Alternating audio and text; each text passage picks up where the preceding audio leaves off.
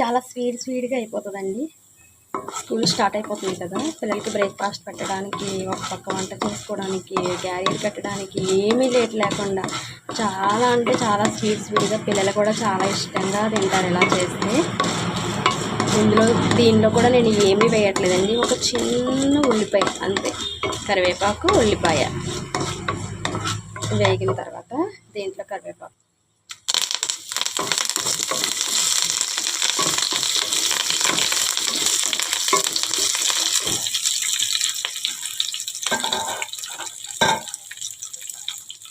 ఇలా నిలువుగా చీరుకున్న ఒక చిన్న బద్ద ఉల్లిపాయ, చిన్న ఉల్లిపాయ. మనం సేమియాలు వేసాం కాబట్టి ఇందులో కొత్తిమీర, క్యారెట్ ఇలాంటివి ఏమీ వేయవచ్చుదండి. సేమియా ఉప్మా చేసుకున్నప్పుడు అలా అయితే తింటాం. ఉప్పు సేమియాలే కాకుండా ఇలా రెండు మిక్స్ చేసుకుని వేసుకుంటే ఇంకా చాలా చాలా టేస్ట్గా ఉంటుంది.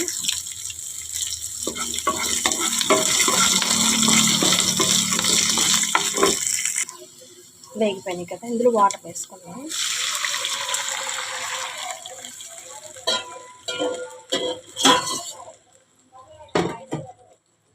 ఒక గ్లాస్ అయిందండి ఆ రవ్వ. ఒక గ్లాసు రవ్వకి మనం ఒక గ్లాసున్నర వేసుకోవాలి, ఎందుకంటే మనకి ఉప్మా మెత్తగా ఉండకుండా పొడి పొడిలాడుతూ ఉండాలి. నీళ్ళు ఇలా మరుగుతున్నప్పుడే రుచికి సరిపడా కొంచెం సాల్ట్ వేసుకుందాం. ఇలా నీళ్ళు బాగా మరుగుతున్న తర్వాత దీంట్లోకి మనం రవ్వ వేసుకుందాం.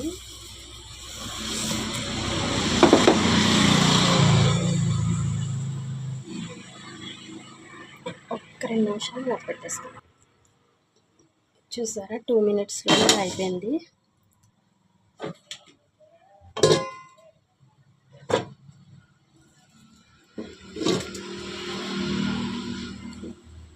మామూలు తెల్ల ఉప్మా లాగా మెత్తగా ఉంటే అది జోరుగా ఉంటే చాలా బాగుంటుంది.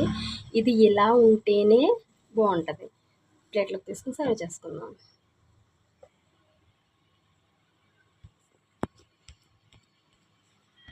చూసారు కదా ఫ్రెండ్స్, ఇలా చేసుకున్న ఉప్మాలో చట్నీ వేసుకుని తింటే వేరే లెవెల్లో ఉంటుందండి. మీకు ఎవరికైనా ఇప్పుడు వరకు ఉప్మాలో చట్నీ వేసుకునే అలవాటు లేకపోతే అలవాటు చేసుకోండి, చాలా టేస్ట్గా ఉంటుంది. లేదంటే మంచి టేస్ట్ని మిస్ అయిన వారు అవుతుంది. ఓకే ఫ్రెండ్స్, ఈ వీడియో నచ్చినట్లయితే లైక్ చేయండి, షేర్ చేయండి, సబ్స్క్రైబ్ చేయండి. మరొక కొత్త రెసిపీతో నేను మీ ముందుకు వస్తాను. అప్పటి వరకు బాయ్.